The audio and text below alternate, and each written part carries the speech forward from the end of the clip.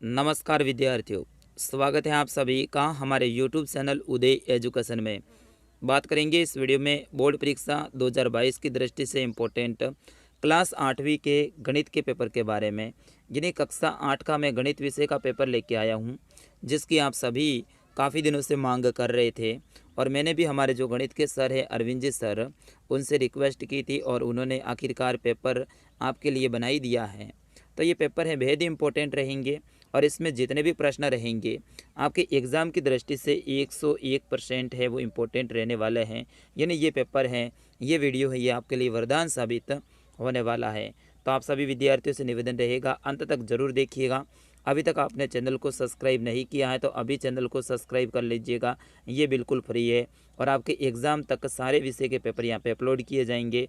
वैसे मैंने विज्ञान के, हिंदी के और इसके साथ ही संस्कृत और इंग्लिश का पेपर है वो डाल दिया है। अगर आपने अभी तक नहीं देखा है तो ज़रूर देखिएगा। वीडियो के जो डिस्कशन है उसमें सारे पेपर की लिंक है मैं डाल दूंगा। चलिए बढ़ते हैं पहले प्रश्न की ओर। यहाँ पे पूर्णांक है आपका 80 का रहेगा और समय आपको मिलेंगे 3 घंटे और 15 मिनट का। तो पहले कुछ प्रश्न है वो आपके वस्तुनिष्ठ प्रश्न रहेंगे, यानी अबसद के रूप में आपके सामने ऑप्शन रहेंगे। तो इसमें पहला प्रश्न देखिएगा आप, निम्नलिखित में से कौन सी संख्या है वो पूर्ण वर्ग नहीं है। इनमें से कौन सी संख्या ऐसी है जो कि पूर्ण वर्ग नहीं है, तो बिल्कुल बताइएगा आप भी अगर आपको आंसर आता है तो विद्यार्थियों इसका सही आंसर है वो आपका ऑप्शन नंबर द हो जाएगा 146। 146 है, ये पूर्ण वर्ग नहीं है। देखते हैं अगला प्रश्न। प्रश्न संख्या 2 है कि -2 और 0 के मध्य की जो परिमेय संख्या है वो क्या है। ऑप्शन 1 है -4, ऑप्शन ब है 8, ऑप्शन स है -18/10 और ऑप्शन द है 4/10। तो इसका सही आंसर क्या हो जाएगा विद्यार्थियों? इसका सही आंसर हो जाएगा वो हो जाएगा आपका ऑप्शन नंबर स, यानी -18/10। ये -2 और 0 के मध्य की परिमेय संख्या है। प्रश्न संख्या 3 को देखिएगा आप, किसी निर्देशांक तल में मूल बिंदु के निर्देशांक होते हैं। तो अपन किसको x y के द्वारा इसको अपन निर्देश करते हैं। तो बिल्कुल इसका सही आंसर हो जाएगा वो हो जाएगा आपका ऑप्शन नंबर 1 0 0। बढ़ते हैं अगले प्रश्न की ओर। वैसे मैं गणित का टीचर नहीं हूँ, मैं सोशल साइंस का टीचर हूँ, सामाजिक विज्ञान का और विशेष तौर पे जो इतिहास है आपकी उसका टीचर हूँ। लेकिन फिर भी कुछ प्रश्नों के आंसर में बताने का प्रयास करता हूँ, जैसा कि सर ने भी हमें बताए हैं। प्रश्न संख्या 4 देखिएगा, आयत के विकर्ण होते हैं, यानी आयत के जो विकर्ण हैं वो कैसे होते हैं। तो आयत के जो विकर्ण होते हैं विद्यार्थियों वो होते हैं बराबर। तो ऑप्शन नंबर ब रहेगा इसका सही आंसर। अगला प्रश्न है, वृत्त के केंद्र पर पूरा कोण होता है। तो वृत्त के केंद्र पर जो पूरा कोण होता है विद्यार्थियों वो होता है 360 डिग्री का। तो ऑप्शन नंबर द है वो आपका सही आंसर रहेगा। बढ़ते हैं अगले प्रश्न की ओर। प्रश्न संख्या 6। प्रश्न संख्या 6 देखिएगा आप, 21/112 का योज्य प्रतिलोम लिखिए, यानी उल्टा लिखना है। इसका योग्य प्रतिलोम है वो लिखना है और इसका सही आंसर क्या हो जाएगा विद्यार्थियों? -21/112 इसका सही आंसर हो जाएगा। ये हो जाएगा इसका योज्य प्रतिलोम। अगला प्रश्न देखिएगा, प्रश्न संख्या 7, 2y+9 = 4 को हल कीजिए। तो विद्यार्थी इस प्रश्न को हल आप कर लीजिएगा। ये प्रश्न है आपके बुक में है और एग्जाम की दृष्टि से बेहद ही इंपॉर्टेंट रहेगा। बढ़ते हैं अगले प्रश्न की ओर। प्रश्न संख्या 8 बेहद ही इंपॉर्टेंट ये प्रश्न है 8वां।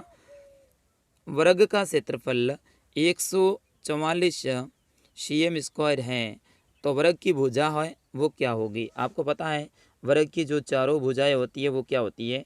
बराबर होती है। और यहाँ पे देखिएगा ये वर्ग का क्षेत्रफल है वो बता रहे हैं 144 cm²। तो आप सभी को पता होगा कि वर्ग का जो सूत्र होता है वो क्या होता है? भुजा स्क्वायर होता है। क्या होता है? भुजा स्क्वायर होता है। तो यहाँ पे चारों भुजाओं का जो योग है वो दे रखा है 144। तो 144 में किसका स्क्वायर है ये? तो ये है 12 का स्क्वायर, आपको पता हो तो 12 का स्क्वायर क्या है 144। तो चारों भुजाओं की जो होगी वो होगी 12 12 cm की। तो यहाँ पे भी 12 आ जाएगा, यहाँ पे भी 12 आ जाएगा और यहाँ पे भी 12 आ जाएगा। इस तरह से आपके इस प्रश्न का आंसर है वो बनेगा।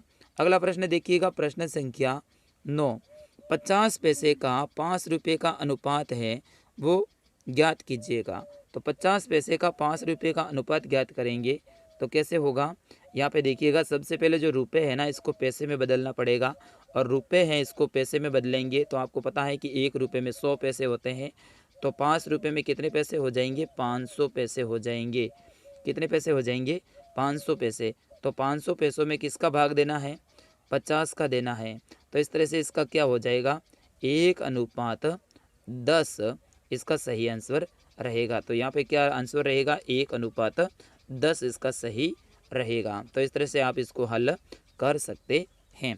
अगला प्रश्न है प्रश्न संख्या 10। मैं फटाफट सारे प्रश्नों को कवर करवा रहा हूँ क्योंकि आगे बहुत सारे प्रश्न हैं, और आप सभी से निवेदन रहेगा वीडियो को अंत तक जरूर देखिएगा, तभी इस वीडियो का फायदा आपको पहुँच सकेगा।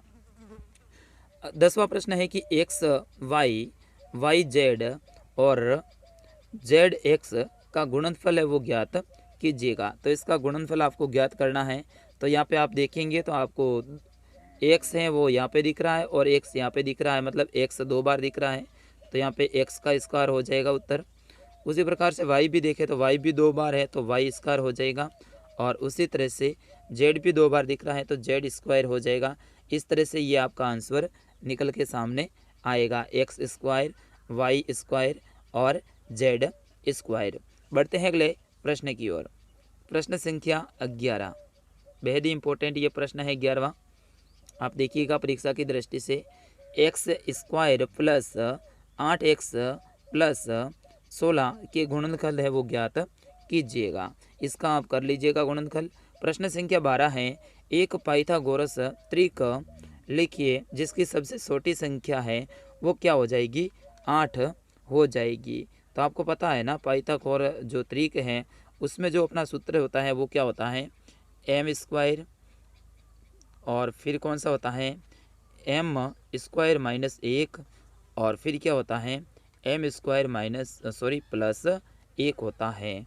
तो यहाँ पे प्लस 1 मतलब इसमें आप जोड़ोगे तो हो जाएगा 9 और 10, और इस तरह से इसको आप हल करेंगे तो आपका आंसर है वो निकल के सामने आ जाएगा। प्रश्न संख्या 13 को देखिएगा आप, बेहद ही इंपॉर्टेंट है, हल कीजिएगा। 6x प्लस 1/3 प्लस, यहाँ पे बराबर का चिन्ह लगा दिया है सर ने गलती से, यहाँ पे प्लस के बाद में 1 आएगा, फिर उसके बाद में बराबर x माइनस 3/6। तो इसको आप हल कीजिएगा। बढ़ते हैं अगले प्रश्न की ओर। प्रश्न संख्या 14 है, अगर आपको किसी संख्या से 1/2 घटाने और परिणाम को 1/2 से गुणा करने पर 1/8 प्राप्त होता है तो वो संख्या क्या होगी। तो आप भी बताइएगा इसका आंसर। बिल्कुल सारे प्रश्नों के आंसर मैं नहीं बताऊंगा, लेकिन इन प्रश्नों को आप याद करके जाइएगा। इस तरह से एक प्रश्न है वो आपके एग्जाम में पूछे जाने वाले हैं। अगला प्रश्न है, सलीम ने एक वस्तु 784 रुपये में खरीदी है जिसमें 12% GST सम्मिलित था। तो GST जोड़ने से पहले वस्तु का मूल मूल्य है वो क्या था, ये आपको बताना है। तो आप 884 में से 12% घटा दीजिएगा, और घटाने के बाद में जो आंसर आता है वो आपका हो जाएगा वस्तु का मूल्य। अगला प्रश्न देखिएगा, प्रश्न संख्या 16 है, 12A minus 9AB plus 5B minus 3 में से 4A minus 7AB plus 3B plus 12 को घटाइएगा। तो इस तरह से आपको इसको घटाना है। आपका आंसर है वो प्लस माइनस वाला आपको ध्यान होना चाहिए, जैसे कि प्लस प्लस क्या होता है, प्लस होता है, माइनस माइनस क्या होता है, प्लस होता है, माइनस प्लस क्या होता है, और प्लस माइनस क्या होता है, ये आपको पता होना चाहिए। और आराम से इस प्लस माइनस वाले सूत्र से आप इस प्रश्न को हल कर सकते हैं। प्रश्न संख्या 17 को देखिएगा आप। प्रश्न संख्या 17 है, 2146 587 की 3 से विभाजक की जांच कीजिएगा। तो इसमें क्या होगा, 3 से विभाजक का मतलब होगा अंत में जो संख्या होगी उसमें या तो पूरा पूरा 3 का भाग जाएगा, अगर नहीं जाता है तो इन संख्याओं को अलग करके आप जोड़ लीजिएगा, जैसे कि 2 + 1 + 4, फिर उसके बाद में +6 + 5 + 7 + 8, और फिर उसके बाद में 5 8 फिर 7, इन तरह से सारी संख्याओं का योग कीजिएगा और योग करने के बाद में उसमें 3 का भाग दे दीजिएगा। तो इस तरह से आपका ये आंसर आ जाएगा। चलिएगा अगला प्रश्न देखते हैं, प्रश्न संख्या 18। प्रश्न संख्या 18 ये है कि सर्व समीका का प्रयोग करते हुए निम्नलिखित को हल कीजिएगा। तो यहाँ पे सर्व समीका का प्रयोग करना है और इन प्रश्नों को हल करना है। तो पहले वाले में देखिएगा, x y + 3z कोष्टक बंद फिर स्क्वायर। तो इसमें कौन सी लगेगी, आपकी लगेगी a + b स्क्वायर बराबर a² + 2ab। इस तरह से ये आपका सूत्र रहेगा और इस सूत्र के माध्यम से आप इसको हल करेंगे। उसी तरह से आप दूसरा भी देखिएगा, दूसरा है 6x² - 5y कोष्टक बंद और फिर स्क्वायर। तो इसमें कौन सा सूत्र लगेगा, इसमें लगेगा कोष्टक फिर उसके बाद में a - b स्क्वायर बराबर a² - 2ab फिर उसके बाद में +b। इस तरह से ये सूत्र आपके इसमें लगेगा और इस तरह से लगाने के बाद में आप इस प्रश्न को हल कर सकते हैं। अगला प्रश्न देखिएगा, प्रश्न संख्या 19 बेहद ही इंपॉर्टेंट है।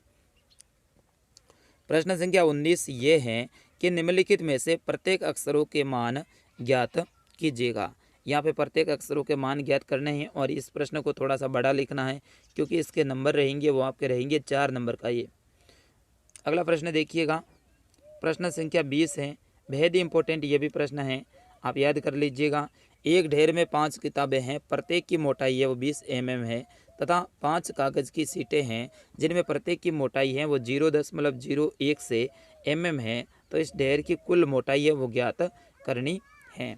अगला प्रश्न, 18,000 पर 1/2 वर्ष यानी 2.5 वर्ष के लिए 10% वार्षिक दर से वार्षिक रूप से संयोजित करने पर तो चक्रवर्ती ब्याज है वो ज्ञात करना है। इसमें आपको 2.5 वर्ष का चक्रवर्ती ब्याज है 10% के हिसाब से ज्ञात करना है। अगला प्रश्न है 22वां, निर्देशानुसार भाग दीजिएगा। यहाँ पे इसमें जो संख्या है इसमें क्या करना है, आपको भाग देना है। जैसे संख्या है 12xy कोष्टक 9x² - 16y² कोष्टक बंद भाग 4xy कोष्टक 3x4 + 4y। तो इस तरह से क्या करेंगे, सबसे पहले आप क्या करोगे, संख्या है पहले इसको जैसे कि 12xy कोष्टक फिर 9x² - 16y² और नीचे संख्या है वो आप पीछे वाले लिख देना 4xy फिर उसके बाद में 3x + 4y। इस तरह से करके फिर इसमें ना इन संख्याओं को घटाना है। जैसे कि 4 का भाग है वो 12 में जाता है, कितनी बार, 3 बार जाता है। तो इस तरह से ना ऐसे ऐसे करके आप इन संख्याओं में भाग दीजिएगा और आपका आंसर आ जाएगा। चलिए बढ़ते हैं आगे। बेहद ही इंपॉर्टेंट प्रश्न आ चुका है और इस तरह का प्रश्न आपके एग्ज़ाम में देखने को ज़रूर मिलेगा। ये नहीं तो इसका भाई दूसरा प्रश्न, लेकिन ज़रूर ऐसा प्रश्न देखने को मिलेगा। ओनली फॉर आपको पैटर्न को समझना है और वो मैं समझा रहा हूँ। किसी विभागीय स्टोर पर खरीदारी करने आए व्यक्तियों को इस प्रकार अंकित किया जाता है। जैसे पुरुष को M लिखेंगे, महिला को W लिखेंगे, लड़के को B लिखेंगे और लड़की को G लिखेंगे। तो निम्नलिखित सूची उन खरीदारों को दर्शाती है जो प्रातःकाल पहले घंटे में आए थे। तो यहाँ पे देखिएगा W का मतलब महिला और M का मतलब पुरुष, B का मतलब लड़का और G का मतलब लड़की है। और इनको पढ़ने के बाद में आपको है ना एक बारंबारता चारणी है उसके द्वारा यहाँ पे इनके आंसर देने हैं। जब मैंने इन सभी को गिना तो यहाँ पे जो आपके जो महिला थी यानी महिला को W के रूप में व्यक्त करते हैं तो W 28 है। फिर उसके बाद में जो पुरुष हैं उसको यहाँ पे इन्होंने M के द्वारा व्यक्त किया था और पुरुष हैं वो 15 थे। और फिर उसके बाद में बॉय को बी के रूप में इन्होंने किया था और बी थे यहाँ पे 5 थे। और इस सारणी में जी यानी लड़कियां हैं वो कितनी है 12 हैं। अब इनको है ना प्रश्नों के आंसर देने। जैसे पहला प्रश्न है सबसे ज़्यादा संख्या किसकी थी, किसकी है खरीदारी करने आने वालों में, तो सबसे ज़्यादा किसकी है महिलाओं की है 28। तो यहाँ पे लिखोगे महिला W फिर उसके बाद में 28। उसी प्रकार से सबसे कम संख्या किसकी है खरीदारी करने आने में, तो सबसे कम है बॉयज़ की है बी लिखोगे यानी लड़के की और 5 आगे लिख दोगे। उसी प्रकार से लड़के से लड़कियों की संख्या कितनी अधिक है, तो लड़के की संख्या कितनी है 5 है और लड़कियों की कितनी है 12 है। तो 12 में से 5 घटाएंगे तो 7 आ जाएगा और इस तरह से इसका आंसर क्या रहेगा 7। ठीक है, यहाँ पे लिखोगे आप 7। उसी प्रकार से कुल कितने लोग आए खरीदारी करने और उनमें से महिलाओं की संख्या कितनी थी, तो टोटल कितने थे यहाँ पे देखिएगा 28 और 12 40, 40 और 20 यानी 60 आए थे। और 60 में से महिलाओं की संख्या कितनी थी, यहाँ पे आप देखेंगे तो महिलाओं की संख्या है वो थी 28। ठीक है, अगला प्रश्न देखिएगा प्रश्न संख्या 24 प्रश्न देखिएगा। इसमें देखिएगा 2 प्रश्न हैं। पहला है समांतर चतुर्भुज जिसमें x y z का मान है वो ज्ञात करना आपको, और दूसरा है त्रिभुज, इसमें भी x + y + z का मान है वो आपको ज्ञात करना है। तो ये बिल्कुल इजी है। देखिएगा समांतर चतुर्भुज होता है उसमें आमने सामने की भुजाएं हैं वो बराबर होती है। यहाँ पे देखिएगा b की भुजाएं कितनी दे रखी है 100 दे रखी है, इसका मतलब है सामने की जो भुजा होगी वो भी क्या होगी 100 होगी। ठीक है ना, तो इस तरह से यहाँ पे 100 हो जाएगा और अंदर के जो कोण हैं इनका टोटल योग होगा वो होगा 180। तो इस प्रकार से आप यहाँ पे इनका आंसर निकाल सकते हैं और इसी तरह से आप त्रिभुज का भी आंसर निकाल सकते हैं। प्रश्न संख्या 25 को देखिएगा।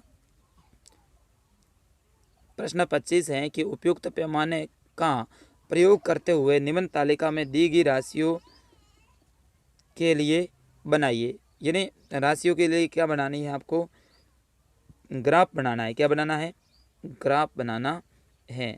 ठीक है, तो यहाँ पे और प्रश्नों के उत्तर भी देने हैं।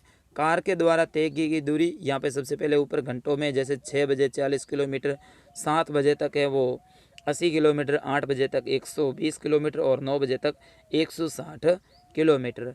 और यहाँ पे जो प्रश्न पूछे जा रहे हैं जैसे कि 7:30 बजे से लेके 8 बजे तक अंतराल के दौरान कार ने कितनी दूरी है वो तय की थी। उसी प्रकार से दूसरा है जैसे कि कार के 10 km दूरी तय कर लेने पर समय क्या था, यानी 10 किलोमीटर कार चली थी तब उसका समय क्या था, 7 बज के कितने मिनट हो रही थी। तो इस तरह से ऐसे प्रश्नों के आंसर देने हैं। तो विद्यार्थियों ये था हमारे जो मैथ का पेपर, जो कि मैं आशा करता हूँ आपको पसंद आया होगा। बस इस पेपर को आप सभी ज़्यादा ज़्यादा शेयर कीजिएगा और आगे किस विषय का वीडियो चाहिए वो भी आप कमेंट में ज़रूर लिखिएगा। मिलता हूँ अगले वीडियो में, तब तक के लिए जय हिंद, वंदे मातरम। आप लाइक और सब्सक्राइब ज़रूर करिएगा।